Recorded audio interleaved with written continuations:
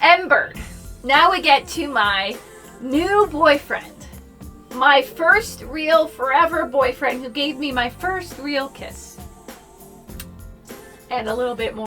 That I will fly away and promise I'd invent dark without being noticed. The night will keep all my secrets. I'm sick and tired.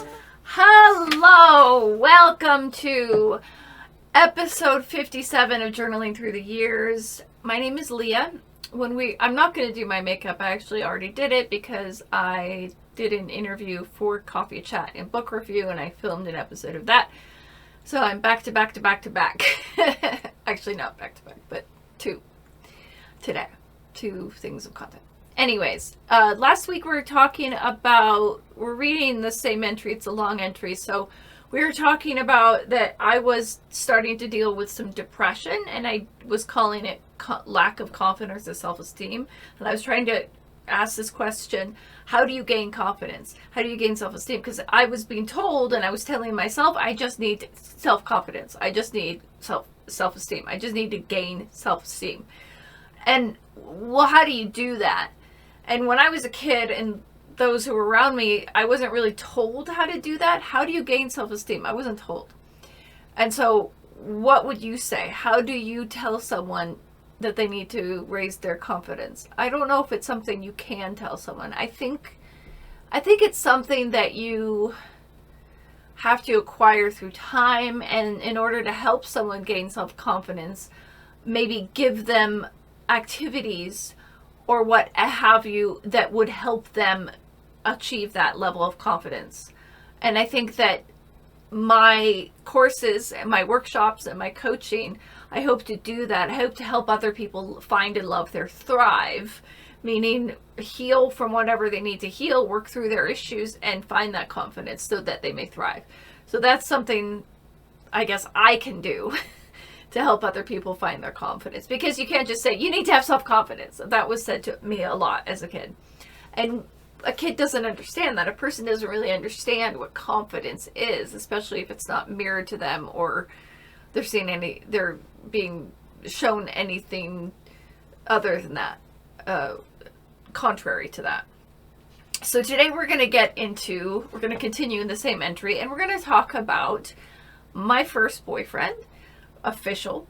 His name was, he died. I'm not going to say his name, but I will show his picture right there. I've got the Matt Smith mug. It's got hot chocolate in it and a little bit of coffee, because I was almost out of coffee and I didn't have any coffee made, so I just hot chocolate. Okay.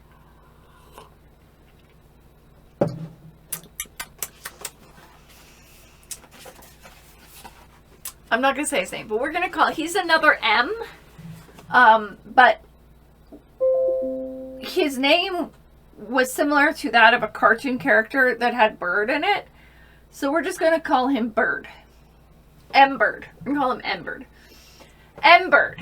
Now we get to my new boyfriend. My first real forever boyfriend who gave me my first real kiss.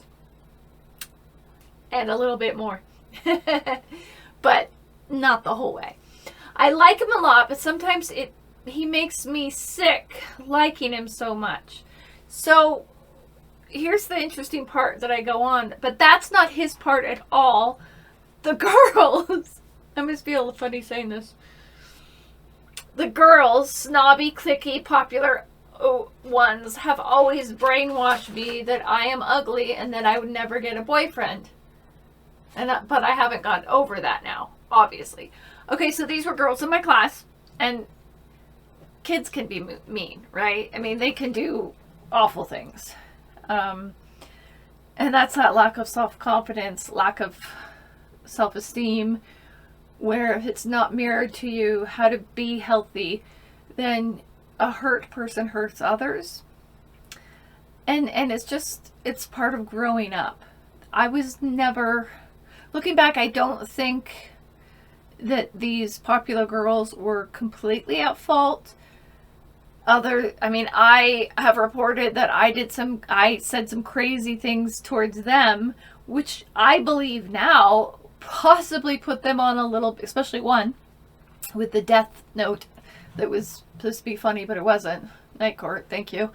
But it put them on a little bit of a, like, high alert. And that makes sense. What do you mean by that? And I never explained what I meant. So I had a root cause. I had done wrong. They did do wrong because they were, and they would admit this, that they weren't the nicest people. They were kind of catty and all that, especially in middle school.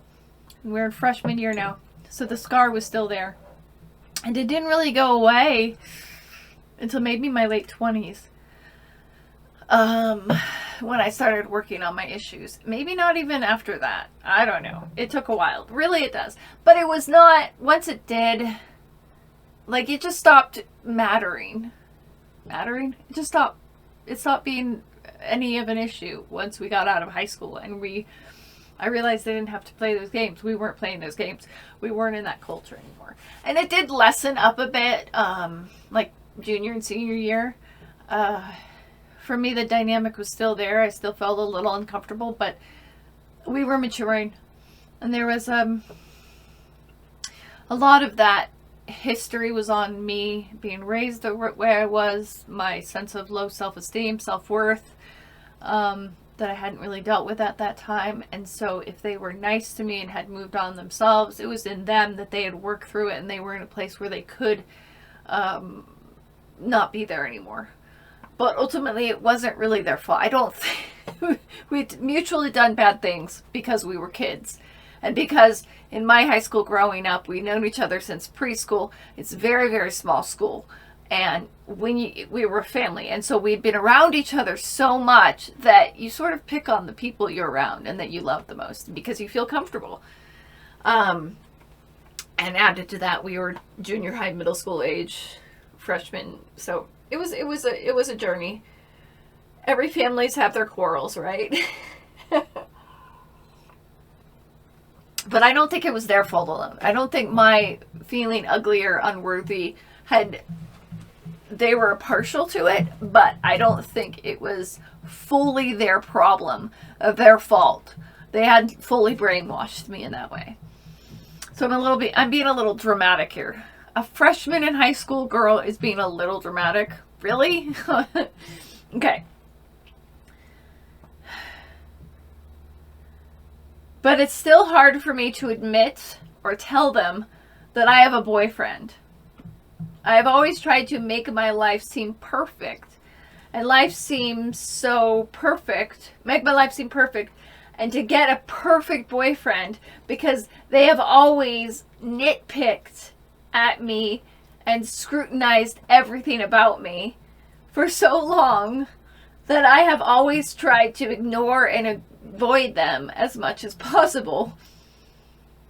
And when I am with them, I don't say a word of disagreement or as not to cause a commotion. Right, okay, so they were being like middle school, freshman level girls being kind of, cliquey and whatnot. And then I was around the bad A, and so they were probably a little bit they probably saw what I didn't see because I believe the majority of them were raised in a lot of healthy family systems. So they had a self-worth built into them. And not all of them, because there were some that have admitted now that as adults that they were bullies.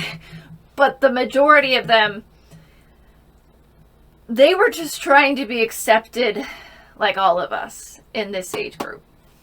And I think this sense in myself of having to be perfect and not wanting to rock the boat or admit or share anything about myself goes deeper than my connection to them. I think it has to do with my inner sense of not wanting to rock the boat, not wanting to keep myself safe, wanting to feel safe, or not feeling that I would be respected or heard for who I am in my own interests. And that goes way deeper and long running than even my 14-year-old self could understand or know.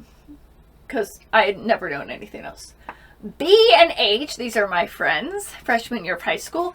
H, if you're following along, was the one that when I was dating in sophomore year, I had a boyfriend and he broke up with me, and an hour later they were together. Anyways, but this hadn't happened yet. B and H feel the same way. She's wonderful.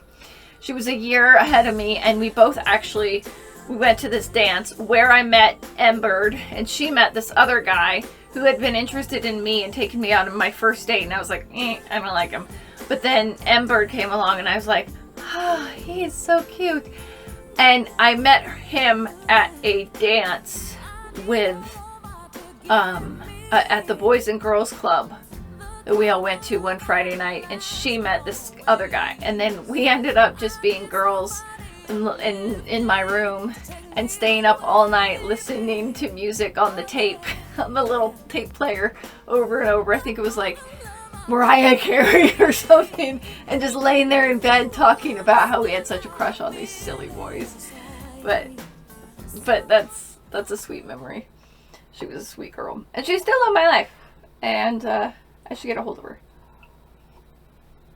because she's always been super positive and warm.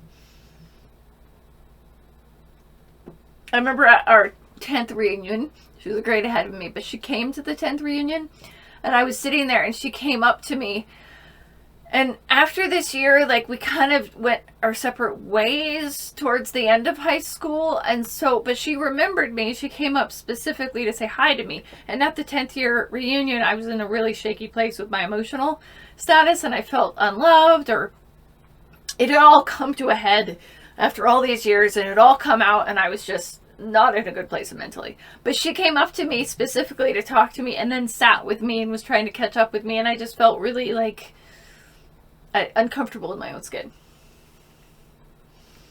And I remember I left. I didn't stay very long. Anyways,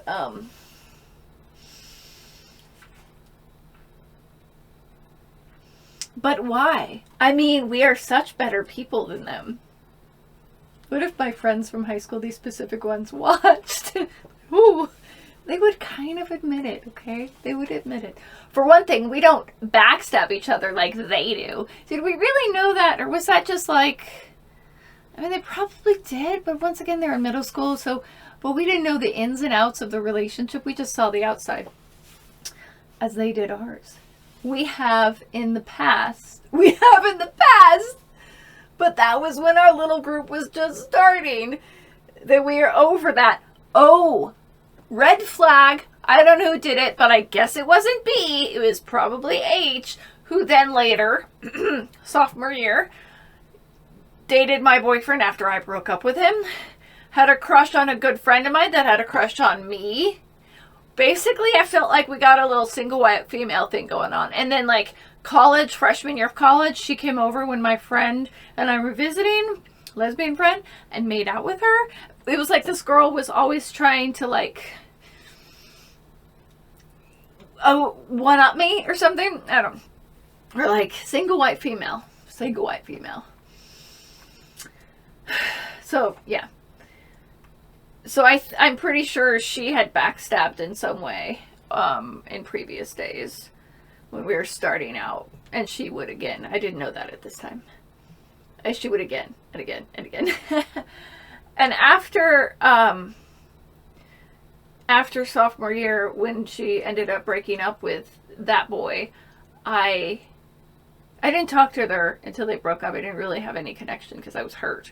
She never apologized, and we never were really that close again. Or felt trusted. Anyways, what's next? Now I like to think that we are over that. Just wait. Well, they aren't like that. They have always been together, and they still backstab each other. Ha ha ha! I don't really know. Probably over tiny little things that really doesn't matter anymore. I would never... weren't we going to talk about my boyfriend? Who says, I would never want to be any of their friends.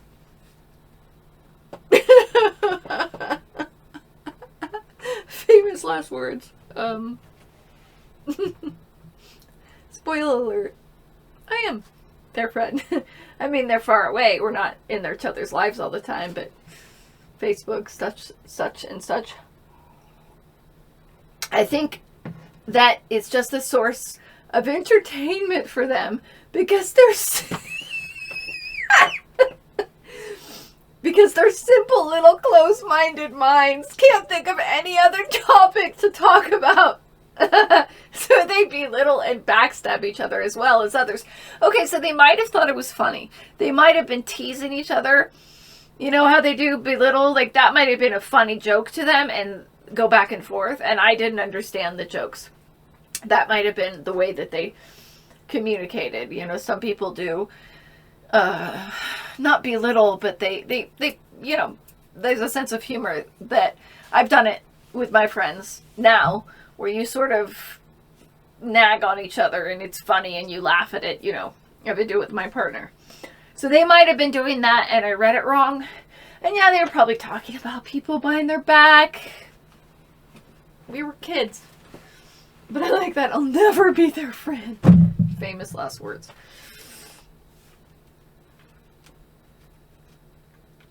They are also a big peer pressure clan. They're a big peer pressure clan.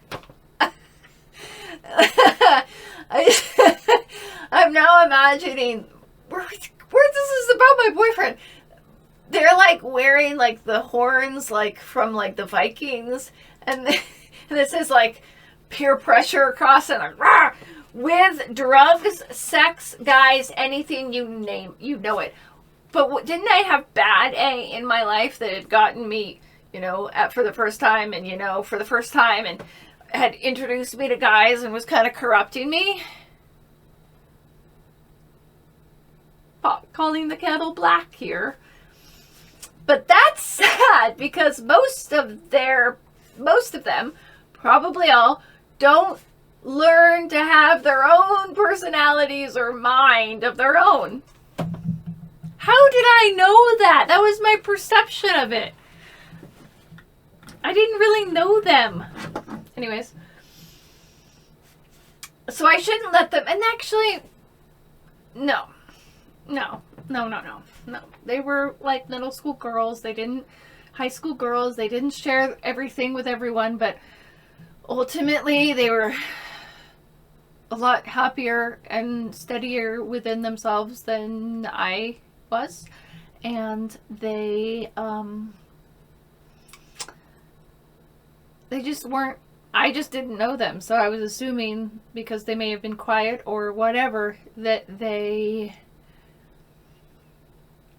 were followers, or they just didn't know who they were, or they just didn't have a mind of their own. Nope, they just didn't share it. I was reading into something. We do that a lot. We read, we tell a story about someone based on what they look or what their face is. We perceive something that isn't there. Maybe they're just going like this, and we think, oh God, they're judging me or something. It's like, no, you don't really know what's going on inside somebody's head unless you ask them. I'm just writing a blog about that. Anyways, okay, keep going.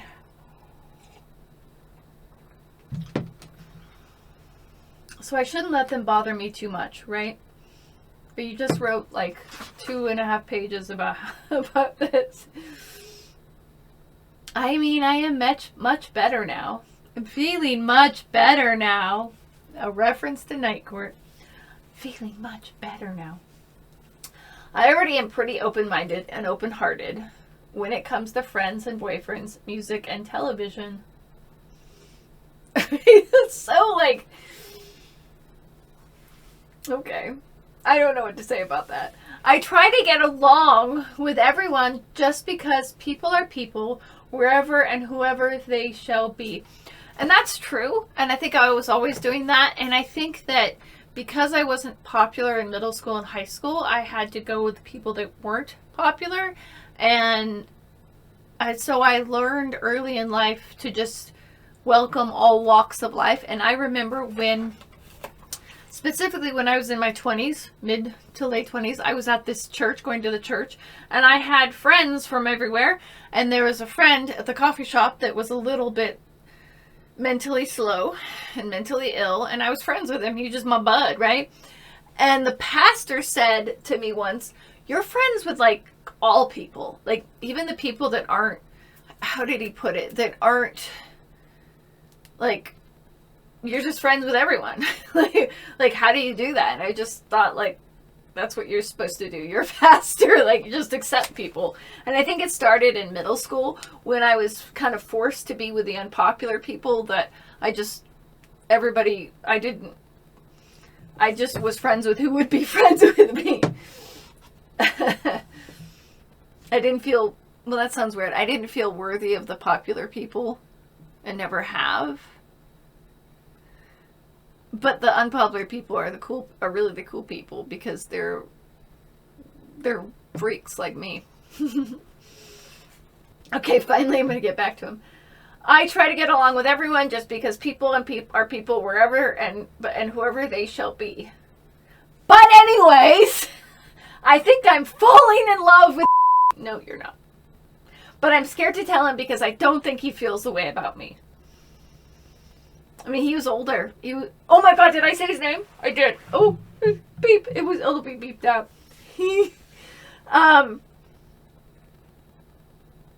Yeah, I mean, he was a senior in high school at another school, and I was a freshman, and I never had a boyfriend, and he had. And so, no, he was not falling in love. Neither was I. But at the same time, I was in infatuation. This was my first relationship. It was a form of love for a 14-year-old, 15-year-old girl. He makes me feel so beautiful and special. Oh, little Leah. You gotta find that beauty and specialness in yourself.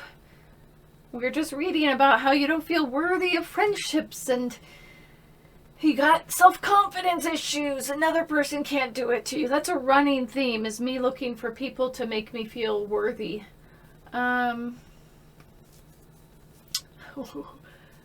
All my worries are gone when I'm in his arms. All I think about is the two of us, and nothing else in the world matters. I just want to stay with him forever and never go home to my dull parents. I'm such a Brenda. I feel like such a Brenda, you know?